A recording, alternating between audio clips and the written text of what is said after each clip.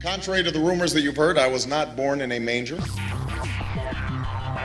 I was actually born on Krypton and sent here to save the planet Earth. We cannot continue to rely only on our military in order to achieve the national security objectives that we've set. Everybody somewhere between the ages of 18 and 25 will serve 3 months of basic training. We've got to have a civilian national security force that's just as powerful, just as strong. Yes, we can. Obama's healthcare plan will include coverage of all essential medical services. Yes, we can. Obama is a cruel hoax. He works for Wall Street. He's an agent of finance capital. Where did you come up with the number $700 billion? Here's the Treasury spokeswoman's quote. It's not based on any particular data point. We just really wanted to come up with a really big number. To Democrats and Republicans who've opposed this plan, I say, step up to the plate. A few members were even told that there would be martial law in America if we voted no. Secretary Henry Paulson is no George Washington. I don't think anyone questions, Mr. Kashkari, that you're working hard. Our question is who you're working for. Obama pledged that he would resume the Security and Prosperity Partnership talks between Mexico and Canada that President Bush initiated. The old boss is starting to look a lot like the new boss. Robert Gates is going to remain on the job as defense secretary for at least a year. Plenty of sources knew about this meeting, told us and others that it was at Hillary Clinton's house, but clearly it wasn't. We've got to give them a stake in creating the kind of world order that I think all of us would like to see. We see you causing a depression so you can blow out the economy and consolidate it and bankrupt it. We know that you are enemies of free humanity, and we are here standing against your tyranny.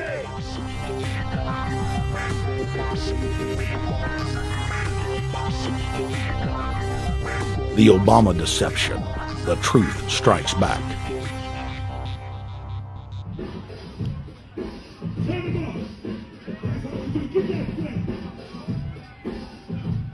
Barack is like the manager of Burger King. All presidents are, including Bush. It's like this: when your fries are cold, if your burger is not done right, you go back to Burger King, America, or your government, and you say, my burger's cold, I want new fries. First, you go to the cashier, that's the courts. You argue to the courts.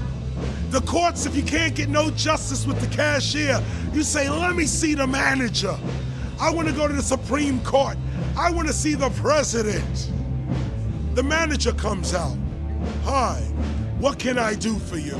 Now the manager can override the decisions of the cashier, but you never get to see the franchise owner of Burger King. If you really have a problem with your burger, you need to go see the franchise owner. We need to go to the top or to the bottom.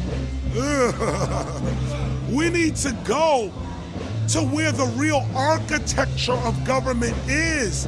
And it's not in a president, it's in a global scheme. Politics in America today is identical to pro wrestling.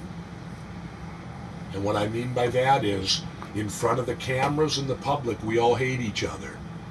I'm going to kick my opponent's butt. I'm going to whale him from here to high water and beat the crap out of him. Yet behind the scenes, we all are friends going out to dinner. Went to dinner together. And it's all a work. All intermarried. Show business. It's showbiz. And that's what you have today in politics. The Democrats and Republicans aren't really opposed to each other. Left and right mean nothing. The only thing that counts is, are you working for Wall Street or you're trying to defend the people against the financiers? It's pretty obvious that there's some gigantic financial institutions that have been pulling the strings of politicians in this country for a long time. And there's the fact that we have it set up where they can donate millions of dollars to these guys' funds, these guys' campaigns. I mean, how do we not expect it all to go bad? America in 2009 was desperate for change. The past 8 years had been a disaster. Those weapons of mass destruction got to be somewhere. Maybe under here.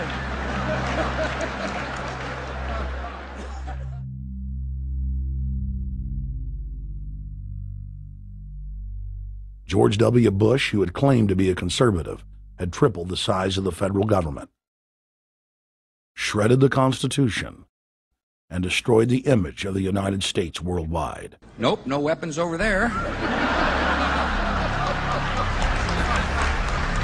Endless wars, over 1 million dead Iraqis, and more than 5,000 dead U.S. troops.